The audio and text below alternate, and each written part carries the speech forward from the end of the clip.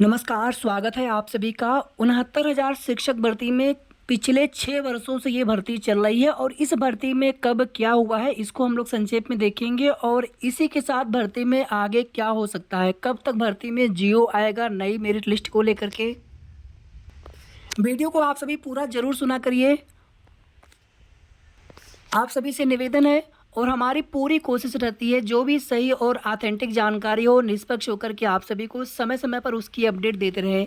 तो वीडियो को आप सभी प्लीज़ लाइक और शेयर कर दिया करें और अगर आपने अभी तक चैनल को सब्सक्राइब न किया हो तो सब्सक्राइब भी कर लीजिएगा। 69,000 शिक्षक भर्ती से पहले यूपी टेट का विज्ञापन आया था 14 सितंबर 2018 को। उसके बाद 18 नवंबर 2018 को एग्ज़ाम हुआ था और 30 नवंबर 2018 को रिजल्ट भी आ गया था। उसके बाद 1 दिसंबर को जीओ जारी होता है 69,000 शिक्षक भर्ती के लिए और 5 दिसंबर को 69,000 शिक्षक भर्ती की विज्ञप्ति का प्रकाशन होता है। 6 दिसंबर 2018 भर्ती परीक्षा का विज्ञापन प्रकाशित हुआ। इसके बाद 20 दिसंबर 2018 को संशोधित परिणाम टीईटी का जारी हुआ था। 69,000 शिक्षक भर्ती में फॉर्म आवेदन की लास्ट डेट 22 दिसंबर 2018 थी। 31 दिसंबर 2018 को एडमिट कार्ड जारी हुआ था और 6 जनवरी 2019 को परीक्षा का आयोजन कराया गया था।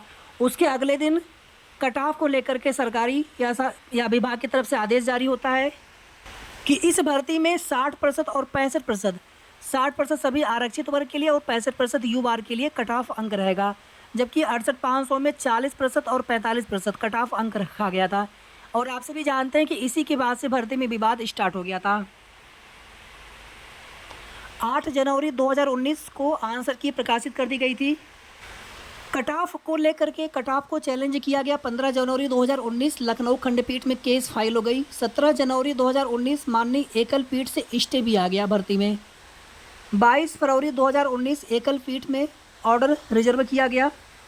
29 मार्च 2019 एकल पीठ से सिंगल बेंच से सरकार और सभी जो भी शिक्षक अभ्यर्थी थे सभी को झटका लगा, यानी कि एक बार जो कट ऑफ पुराना वाला वो लागू हो गया था, दोबारा से फिर सिंगल बेंच से, फिर डिवीजन बेंच से आप देखेंगे तो 60% पे आदेश हुआ।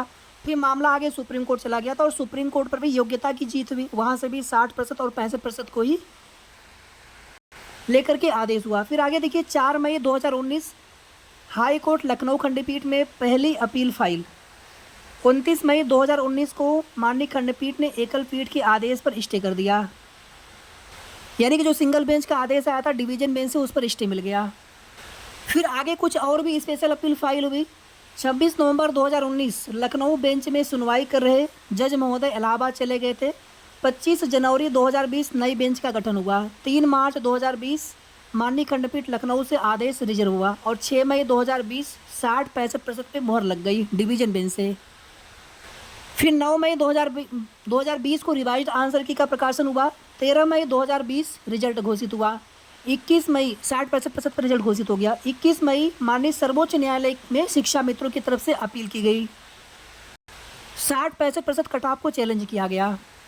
भर्ती प्रक्रिया आगे बढ़ती रही। 18 से 28 मई तक जिला वरीयता फॉर्म भराया गया। 1 जून 2020 को 67,867 की अनंतिम चयन सूची का प्रकाशन हुआ। 3 जून 2020 को सिंगल बेंच से आंसर की वाले प्रकरण में भर्ती पर स्टे लग गया। फिर सरकार तुरंत डिवीजन बेंच में गए और 9 जून 2020 को सर्वोच्च न्यायालय से 37,339 पद रिजर्व करने का आदेश भी आ गया। इसके पहले सरकार ने हाईकोर्ट डिवीजन बेंच से आंसर की वाले मैटर में स्टे वैकेंट करा लिया था। फिर 12 जून 2020 को डबल बेंच ने काउंसलिंग पर रोक हटा दी। इसके बाद सुप्रीम कोर्ट में 24 जुलाई 2020 को सुनवाई हुई, ऑर्डर रिजर्व हो गया। 19 सितंबर 2020 माननीय मुख्यमंत्री जी के आदेशानुसार 37,339 पद छोड़ करके शेष पदों पर भर्ती कराने का आदेश निर्गत हुआ पहले चरण में। 24 सितंबर 2020 अपर सचिव बेसिक महोदया का भर्ती को आगे बढ़ाने के लिए विभाग को प्रस्ताव। सितंबर 2020 में ओबीसी अभ्यर्थियों ने आरक्षण की शिकायत पिछड़ा वर्ग आयोग में की, यानी कि जब लिस्ट आ गई थी 67,867 की, उसी के बाद से आरक्षण वाला विवाद शुरू हो गया था। और कट ऑफ अंक वाला विवाद 7 जनवरी 2019 को कट ऑफ अंक जब सरकारी विभाग से आदेश हुआ उसी के बाद तुरंत स्टार्ट हो गया था। फिर आगे देखिए 12 अक्टूबर 2020 को 31,661 की सूची का प्रकाशन हुआ। 14-15 अक्टूबर 2020 काउंसलिंग, 16 अक्टूबर को नियुक्ति पत्र वितरण और 27 अक्टूबर 2020 सर्वोच्च न्यायालय ने 1 सप्ताह में आदेश का दिया आश्वासन। 18 नवंबर 2020 को सुप्रीम कोर्ट से 60-65% पर लगी मुहर, यानी कि योग्यता की जीत भी योग्यता को ही सही माना गया। 24 नवंबर 2020 शेष पदों को भरने का आदेश, यानी 37,339 पदों पर भी द्वितीय चरण की भर्ती प्रक्रिया शुरू की गई। 2 से 4 दिसंबर 2020 काउंसलिंग, 5 दिसंबर 2020 शेष अभ्यर्थियों को नियुक्ति पत्र वितरण। 29 अप्रैल 2021 को ओबीसी आयोग ने रिपोर्ट में कहा कि आरक्षण का पालन नहीं किया गया है। 24 अगस्त 2021 को हाई कोर्ट ने 1 नंबर से फेल अभ्यर्थियों को नियुक्ति देने के लिए कहा। इसके बाद राज्य सरकार इस आदेश के विरुद्ध सुप्रीम कोर्ट गई। 9 नवंबर 2021 को सर्वोच्च न्यायालय ने हाई कोर्ट के फैसले के खिलाफ यूपी सरकार की स्पेशल याचिका खारिज कर दी। इसके बाद विधानसभा चुनाव से पहले 5 जनवरी 2022 को मुख्यमंत्री जी के आदेश पर 6800 अभ्यर्थियों की लिस्ट विभाग के द्वारा जारी की गई। 27 जनवरी 2022 को बिना विज्ञापन अतिरिक्त नियुक्ति को गलत मानते हुए हाई कोर्ट ने सूची पर रोक लगा दी, यानी जो भारती पटेल वाली याचिका थी कि एक पद पर आप 2 लोगों को नौकरी नहीं दे सकते हैं। फिर मामला आगे डिवीजन बेंच में गया। सिंगल बेंच के आदेश को बरकरार रखा गया। 13 मार्च 2023 को हाई कोर्ट ने 6800 की सूची रद्द कर दी और 1 जून 2020 की सूची की समीक्षा करने को कहा। लिस्ट रिविजिट करने का आदेश आया था। आगे फिर 19 जनवरी 2023 को 1 नंबर से पास हो चुके अभ्यर्थियों से भाषा वाले प्रश्न पर इस तारीख तक एक डेट दिया गया, उस तारीख तक प्रतिवेदन मांगे गए थे, जिसमें 3192 प्रतिवेदन मिले। 2 मार्च 2023 को आए प्रत्यावेदनों में से 2249 अभ्यर्थियों की सूची पीएनपी ने बेसिक शिक्षा परिषद को भेजी। तब से आरक्षण विवाद का हवाला देकर मामला लंबित है, यानी उनकी नियुक्ति नहीं दी गई। अभी देखिए, जो नई लिस्ट बनेगी, न्यू मेरिट लिस्ट बनेगी, उसमें शिक्षा मित्र 138 उनको भी समायोजित, उनका भी सिलेक्शन होगा। समायोजित नहीं बल्कि उनको भी जगह मिलेगी। जैसे थर्ड लिस्ट 6696 में दिव्यांग अभ्यर्थियों की सीटें दी गई थी, उसी प्रकार से इस लिस्ट में शिक्षा मित्रों को भी दिया जाएगा। आंसर की वाले अभ्यर्थी, उनको भी सिलेक्शन दिया जाएगा। फिर आगे देखिए, 17 अप्रैल 2023 को 6800 सूची विवाद में सिंगल बेंच के ऑर्डर के खिलाफ महेंद्र पाल और कुछ अभ्यर्थी डिवीजन बेंच गए। 17 नवंबर 2023 को अवमानना याचिका पर हाई कोर्ट ने पीएनपी से हलफनामा देने को कहा, परीक्षा नियामक प्राधिकारी से। 16 अगस्त 2024 को हाई कोर्ट की डबल बेंच ने 69,000 शिक्षक भर्ती में आरक्षण के आधार पर नई चयन सूची बनाकर नियुक्ति दिए जाने का आदेश दिया। इसके पहले मार्च में ऑर्डर रिजर्व हुआ था। 13 अगस्त को फैसला सुनाया जाना था। फिर ऑर्डर की विस्तृत कापी जो है मिलते ही उसके बाद सारी चीज़ें स्पष्ट हो गई थी कि हाई कोर्ट डिवीजन बेंच से क्या माना गया है। और जो कुछ भी पहले का आदेश था उसमें कुछ आदेश को 6800 लिस्ट की रद्द को आदेश को यथावत रखते हुए शेष कुछ चीज़ों को परिवर्तित किया गया। एटीआरई को चयन प्रक्रिया का भाग नहीं माना गया। नए सिरे से ओवरलैपिंग कराते हुए आरक्षित वर्ग के अभ्यर्थियों की नई मेरिट लिस्ट बनाने का आदेश आया। बेसिक सेवा नियमावली परिशिष्ट 1 आरक्षण नियमावली 1994 में आप देखेंगे तो सेक्शन 3 सबसेक्शन 6 के तहत नई चयन सूची। और अभी आप आगे इसमें कुछ डेट में आपको और बता रहा हूँ, जो कैविएट दाखिल की गई है कल परसों में 2 कैविएट लगा दी गई है। जो आरक्षित वर्ग के अभ्यर्थी है 19,000 सीटों की जिनकी मांग है। और अब देखिए आगे क्या होता है, चूँकि आप देख रहे होंगे कि जो अचयनित सामान्य वर्ग के अभ्यर्थी हैं, पहले भी डबल आरक्षण का मामला लगातार उनके द्वारा लड़ा जा रहा था, तो अब उनके द्वारा भी आप देखेंगे सुप्रीम कोर्ट की तैयारी चल रही है। जो चयनित शिक्षक प्रभावित होंगे, इन फ्यूचर वो लोग भी आगे सुप्रीम कोर्ट में जा सकते हैं। सरकार तो नहीं गई सुप्रीम कोर्ट में, लेकिन भर्ती में जल्द निस्तारण, सारे मामलों का जल्द हल न निकलने से भर्ती प्रक्रिया आगे जाती हुई दिख रही है। और यही नहीं, 6800 या फिर 7,000 8,000 सीटों से आरक्षित वर्ग के अभ्यर्थी संतुष्ट नहीं होने वाले हैं, ये सभी लोग जान चुके हैं। और जिस प्रकार से जितने अभ्यर्थी पास हैं 90-97 पर, उनके आधार पर कितना आरक्षण मिला, जबकि जो जितनी रिक्त सीटें होती हैं उनके आधार पर रिजर्वेशन देखा जाता है। और ये जो भी एमआरसी में जिला वरीयता को लेकर के जो भी नया रूल लागू किया गया था, न्यू सॉफ्टवेयर से मेरिट लिस्ट बनाई गई थी 67,867 की, तो ये जो भी आदेश था माननीय सिंगल बेंच से 68,500 शिक्षक भर्ती में था, जहाँ पर हाई गुणांक के आरक्षित वर्ग के अभ्यर्थियों ने अपने दूर जिला आवंटन होने के विरुद्ध में कोर्ट में चले गए थे कि कम गुणांक वाले अभ्यर्थियों को अपना जिला मिला है और हमें दूर का जिला मिला है। इसके बाद देखिए आगे हुआ यही। और जहाँ तक देखिए, अगर एक हमारा यहाँ पर एक हमारा निवेदन था आप सभी से, उस समय की चीज़ें अगर इस प्रकार से हुई होती कि जिला भले ही दूर का मिल जाए, लेकिन चूंकि आप सभी जानते हैं कि उसमें नियुक्ति पत्र पर भी ऐसा लिख करके आया था कि आप उसमें अंतर जनपदीय या ट्रांसफ़र की मांग नहीं करेंगे। अगर उसमें ये सब चीज़ें ना रही होती कि हाँ 2 साल 3 साल के बाद आप ट्रांसफ़र करा लेंगे अपने गृह जनपद में, या फिर म्यूचुअल ट्रांसफ़र हो जाएगा, और अभी जिनको कोई भी दूर का भी ज़िला मिले आप वहाँ पर भी जा कर के अपना कार्य करेंगे, आप नियुक्ति लेंगे।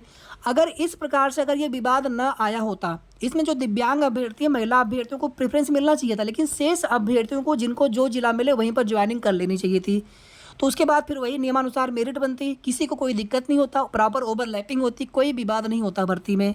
इसी तरह से अगर सरकार ने एग्ज़ाम से 1 दिन पहले भी कट ऑफ अंक घोषित कर दिया होता, तो फिर कट ऑफ को लेकर के विवाद नहीं होता, लेकिन कम से कम डेट के आधार पर चीज़ें वहाँ पर नहीं दिक्कत होती।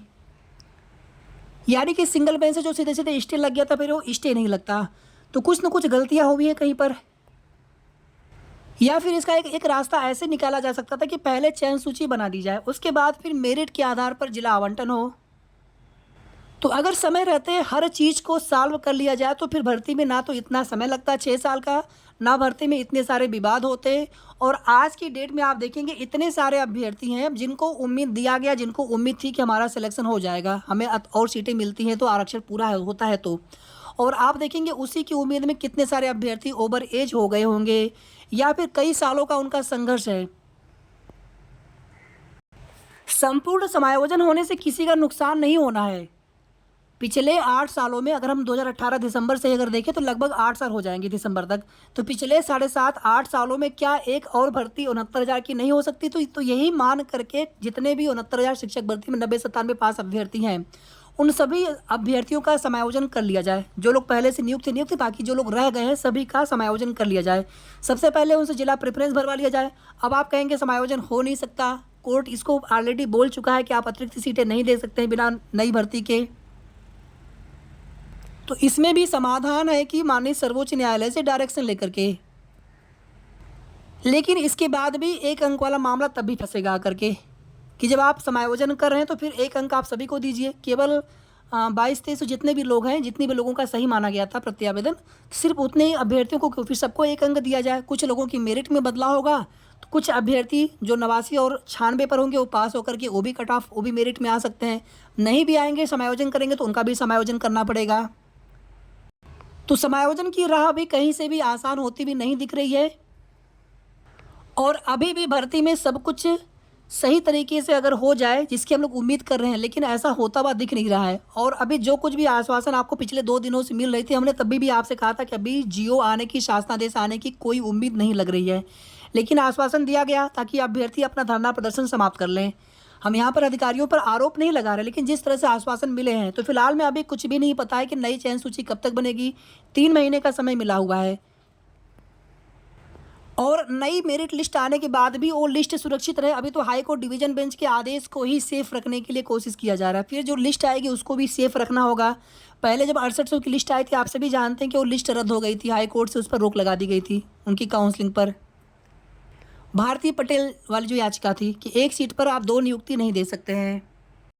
तो अभी पता नहीं साथियों कितना समय इस भर्ती में और लगे, सभी विवादों का समाधान निकलने में कितना समय लगे। हाँ, इतना ज़रूर है कि जो भी नई मेरिट लिस्ट बनेगी उसमें और ओबीसी एससी के भाई बहन उनको नियुक्ति मिलेगी, उनको सिलेक्शन लिस्ट में उनका नाम होगा, रोल नंबर होगा, रजिस्ट्रेशन नंबर होगा। 138 शिक्षा मित्र अभ्यर्थी भी आ जाएंगे। बाकी आप अपने विभाग से जानकारी करते रहें, पता करते रहें। आंसर की वाले अभ्यर्थी उनको भी नियुक्ति मिल जाएगी, लेकिन इसके अलावा जो अभ्यर्थी सिलेक्शन से वंचित रह जाएंगे, फिर से कोई नया कोर्ट केस ना हो किसी भी चीज़ को लेकर के,